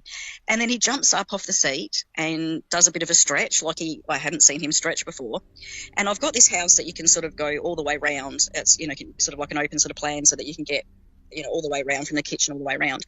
And he went out one door, and the next, like within seconds later, he came screaming through the other door, and then just went round and round and round and round about 5 or 6 times. And I literally, because I was worried he was going to hurt himself, so I literally picked him up and I was just holding him in the air, and his legs were still going. And he just looked so excited. And I sort of like fell back laughing on the seat on the lounge, and he jumped all over me. He was licking all over my face, and it was almost like, you know, when you go away somewhere and you come back and they haven't seen you for a week. Sure. He was doing that. Wow. And it was like, so it's oh obviously my God. dangerous then for him. It's obviously dangerous then. You could have killed him. Oh, heaps dangerous. Yeah. That's amazing. So you also have kangaroos as well. Yeah, so I use it on a horse, and I use it on kangaroos, cats, you name it. But yeah, the kangaroos were good as well, because kangaroos are very funny animals. They're very hard to look after. They get easily stressed, and they can die from stress. They get something called myopathy, which is if they get stressed too much, they basically start to rot from the inside out, and they die. And it can take up to a month for it to happen, and it's horrible, and it's painful, and their joints all stiffen and their muscles stiffen, and you know, it's a horrible thing.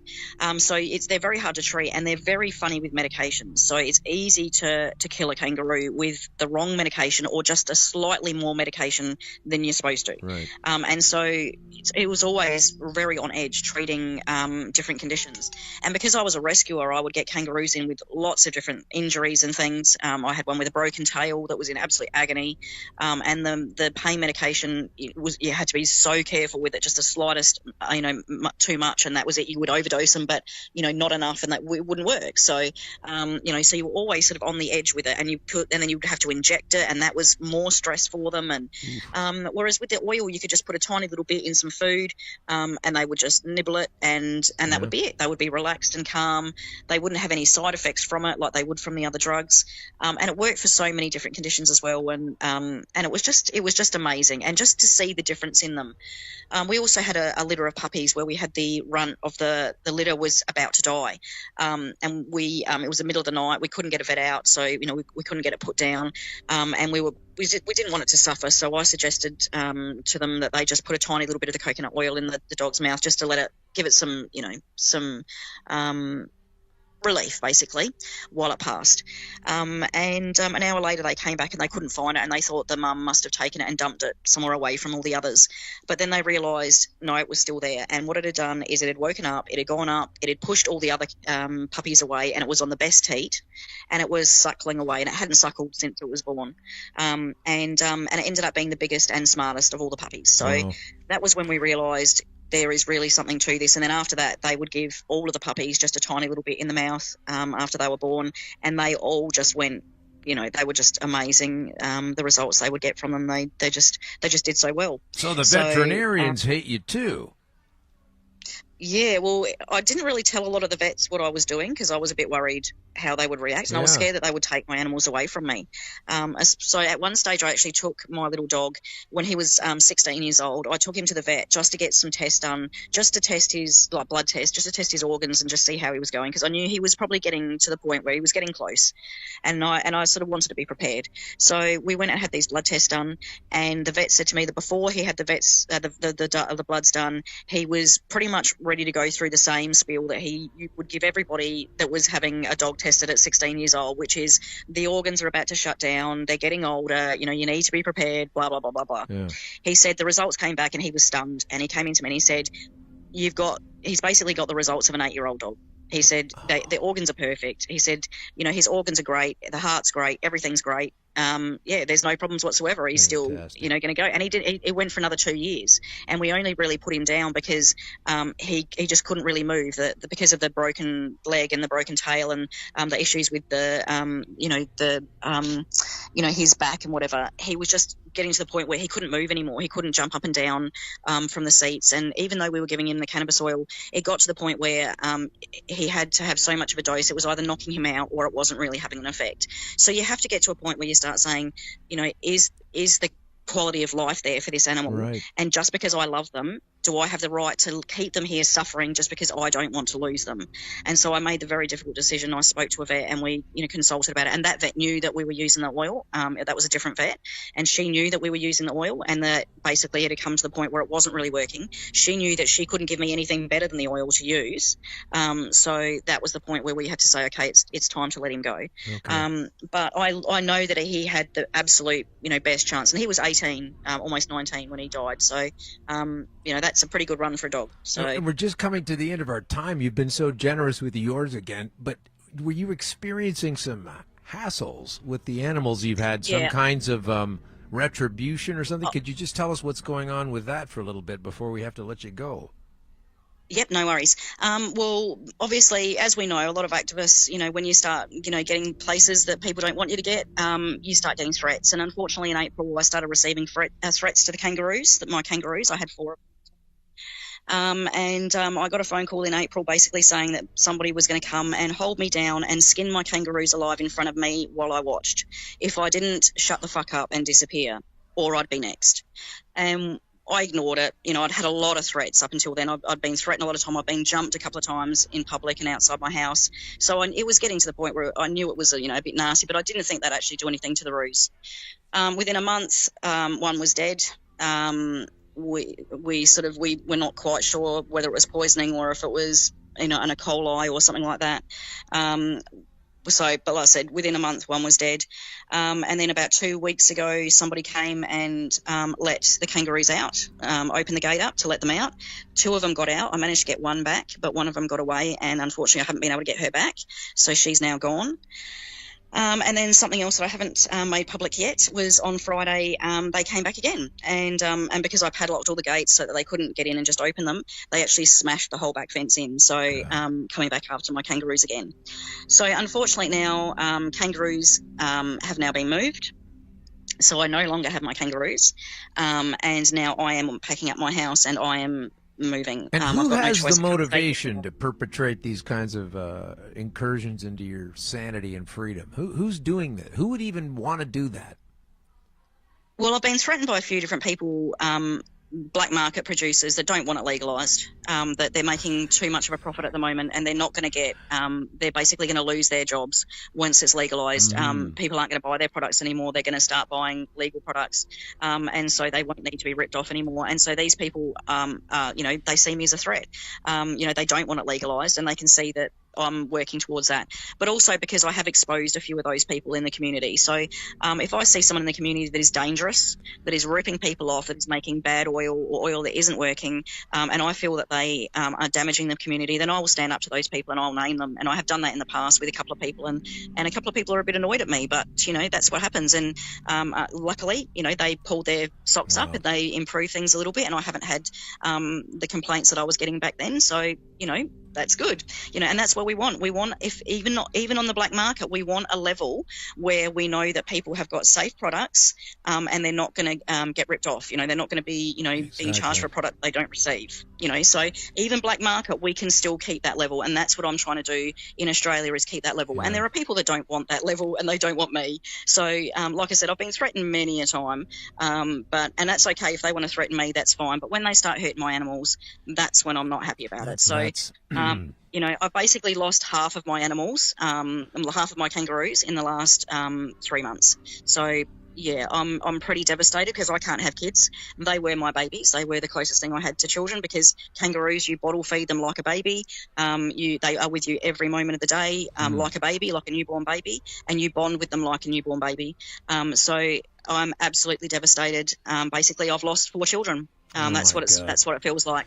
Well, I'm so sorry. I can't imagine that. So. I can't imagine that with the pets. I mean, that is ridiculous, and I'm so sorry you've lost all of this. You've given so much, though, to bring focus to this cause, this awareness, this series of rights, and you've really put your body on the line, as they say. You're in Canada in the playoffs of hockey. You're really throwing your body and blocking pucks, and I thank you for that. But I'm so sorry you're enduring all of this personal discomfort. Unfortunately, people just still don't get it yet. And I wish I didn't have to do this show. I wish we didn't have to talk to people like you, because I wish you weren't even having these issues. They all stem from nonsense. So, yeah, you're dealing with these ensconced criminals who, everybody likes the system the way it is, and so do the politicians, and they're washing each other's hands. That's why they don't want to change it around too much. But And we all know how much money there is in cannabis. There is just so much money in cannabis. Everyone wants it. I mean, like I said, I get thousands and thousands of messages from people all across Australia that are trying to access this. And when we haven't even got 1,000 people that have been able to get it, that just shows to you, that there is definitely a problem. So, we just have to keep fighting. We can't give up. This is something that it is literally saving lives, and we can't give up. They say nothing worth doing is ever easy. So, sometimes we just have to, like you said, throw the body into it, because somebody's got to do it, and that's the problem here. We don't get a lot of support. We haven't got a lot of people doing something. So, I feel like I can't give up, because if I do, who else is going to do this? Do you know what I mean? So, well, when I reached so that's the why I'm place, begging people out there to come and stand up and help us, because we need help. When I reached the place where I knew this is what I was doing in my singular, with the earlier part of my journey, it's a bit nerve-wracking, because you're against the law, so to speak, and then you have to convince a lot of people in your immediate circle who may not know about it as well, and are also skeptical, and those are the people in your immediate circle, and you have to bring it out to them and sort of concentrically expand into society. So when I was at the very beginning of that point, sort of stretching it out one ring at a time, if you will, I didn't realize until I started to come across people like yourself and Vera Toomey in Ireland and a lot of other people, and started to do some research. And I encourage everyone to do the research on this, your resource here. Once I started to realize that my desires for the future were in sync with so many other people who are fighting nothing more than for the rights and access to this free stuff to remove pain on the one side. That's our motivation. And then there's the people on the other side that want to make the dollars all the time, and they want to control it so much so that people can't even have the choice to take you up on your offer and your presentation. So, Jenny, thank you so much for coming on. You've been fantastic. When do you go back to court, and how can we help bring some kind of focus to your legal efforts? Okay, well, my trial starts in February. February the 11th is my official trial date, the start of my trial. Okay. I have an appearance next Wednesday, the 12th of September. I'm not sure if I'll be appearing or not. It's a closed court. It's only for just some silly stuff, so I'm not sure if I'll be appearing at that one or not. But I'll let everybody know beforehand. I haven't been very well, so it might be better for me not not to be at that one. But so the actual trial starts February the 11th, and that's when all the fireworks start, I suppose. So we'll just see whether or not they decide to drop charges before then. But yeah, I can't see myself giving up. But then, you know, you never know what's going to happen. We don't know what they're going to throw at me next. So you know, we just have to wait and see. And I'm going to do my best to fight this as, you know, as far as I can. If I can get it to trial and get a not guilty plea, then that is fantastic. But if not, if I go to jail, then I go to jail. You know, like I said, we've got to keep fighting this. We can't just lie down like dogs and take it, because that's exactly what they want. You know, that's making it easy. You don't sound like you're lying down, and I'm better for knowing you. Thank you so much for coming on the show, Jenny. We will see you soon. Thank you for your time. I always appreciate it. You know, we love the Green Crush crew, and, you know, we really appreciate you spreading the word and everything you're doing to spread the word around. So thanks so much, Jenny. Thank you, guys. Hang in. We'll be in touch. Take care. Bye-bye. Bye. That's Jenny Hallam, everybody. Isn't she amazing? She just lays it all down for us. Wow. I can't believe that shit. Yeah. Well, speaking of rotten nightmares. Well, not everything's going to be fine. We've got a handgun ban going on in Canada. Folks want one anyway. They want a handgun ban in Canada. And I understand that with the American shootings and that are... Oh, there's another one now. Just another one now, I'm sure. Probably a technical institute, perhaps a shopping mall. Oh, nope, it's a nursery. Anyway, there's another shooting in America. Oh, there's another one. No, I'm just kidding. But that's about how fast they seem to come on down. Mass shootings. And there have been some shootings here in Toronto. There was a fun time summer fair called the CNE, and there was somebody murdered there on the final day, on Labor Day, the Monday. Yesterday, I guess, or maybe it was the day before. I think it was yesterday. Maybe the day before. Anyway, somebody murdered at a theme park. And also in the Danforth area of Toronto, a shooting about a month and a half ago, and then again a few weeks later. So I understand people want handgun bans.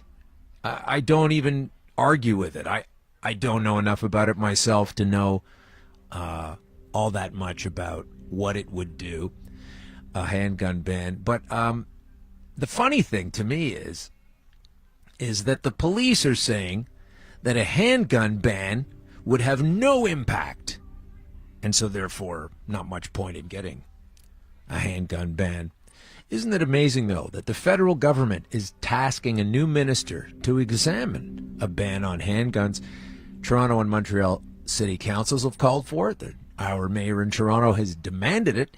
The federal government is examining it, but the head of Toronto's police union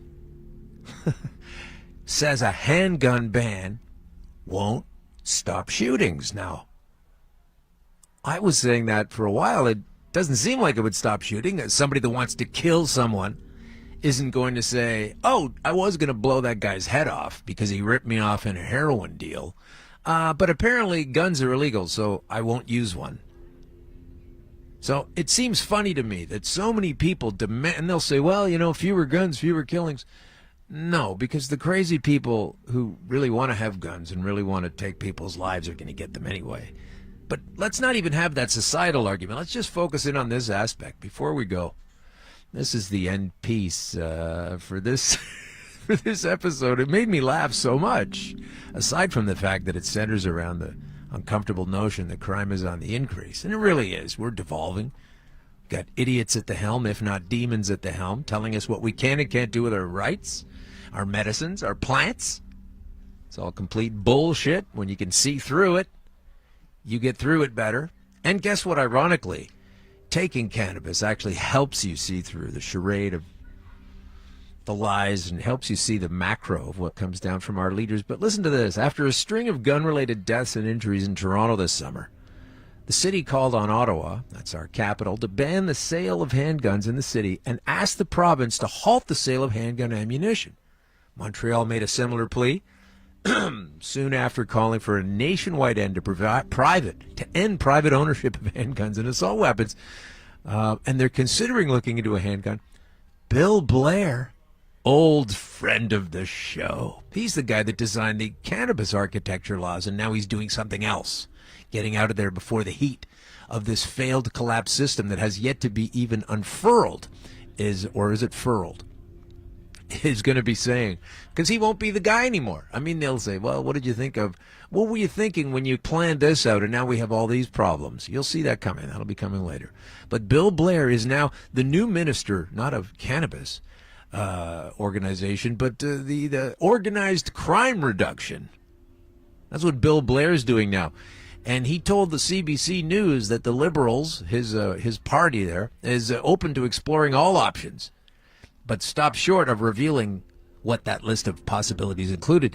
Then at the end of August, a section on a handgun ban appeared in Blair's mandate letter. It says you should lead an examination of a full ban on handguns and assault weapons in Canada. The trouble is, though, is that there's no way, this is a quote now from Mike McCormick. He's the Toronto Police Association president, one of the famous McCormicks. There's no way in my world or any world I know that this would have an impact on somebody who's going to go out and buy an illegal gun and use it to kill another person or shoot another person. Mike McCormick, president. Okay, this guy is the president of the Toronto Police Association, saying there's no way that anybody in the world that he knows that this would have an impact on someone who's already going to do it. So isn't it funny that the police union is happy to say they can't imagine why having a series of laws against guns would prevent anyone from using guns if they wanted to use guns. What's the parallel? Come on, you must have seen it already. Just before we get going. The problem is that these folks don't seem to understand that the very same thing applies to cannabis. Okay, the same thing applies to cannabis. If you make cannabis illegal or in a strict legal system and therefore find ways to use it outside of the system, the people using it outside of the system are not going to stop using it.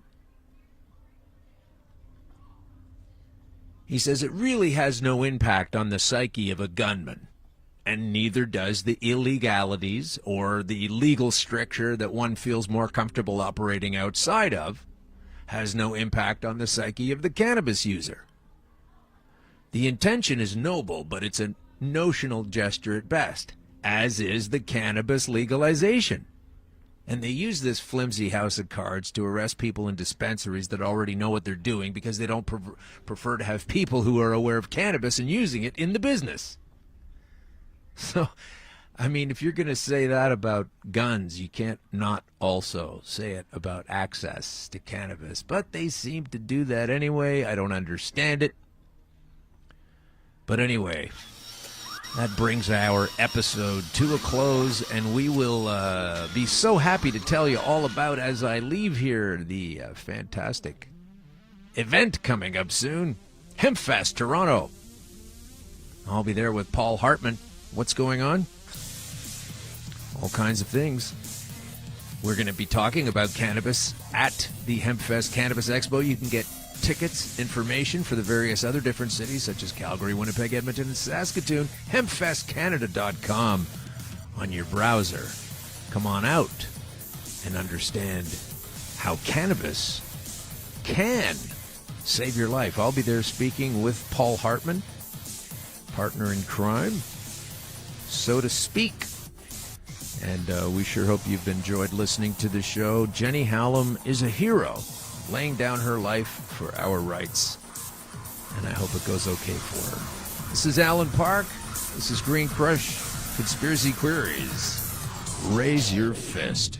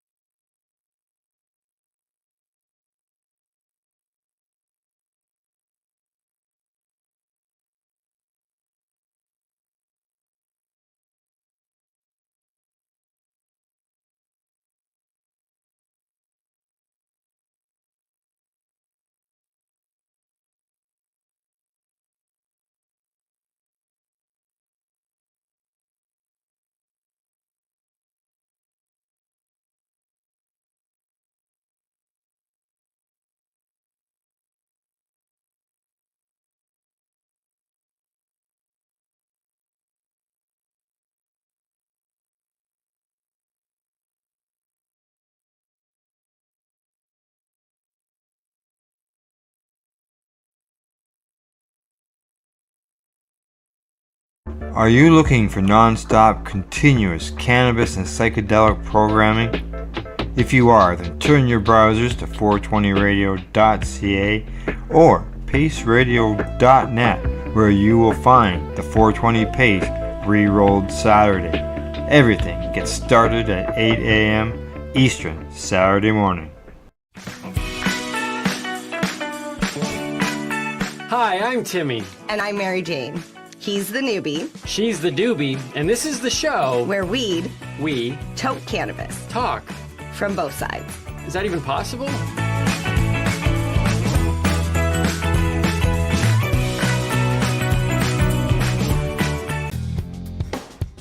Stay tuned.